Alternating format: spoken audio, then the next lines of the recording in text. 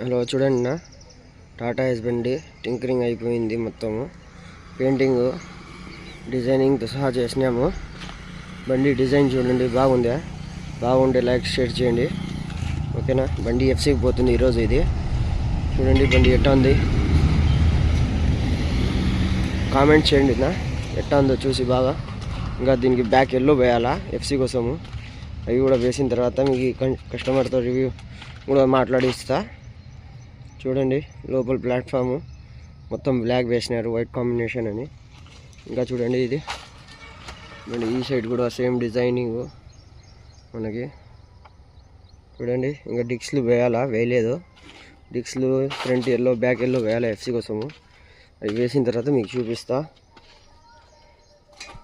చూడండి బండి ఎంత డిజైను పైనుంచి చూపిస్తున్నా.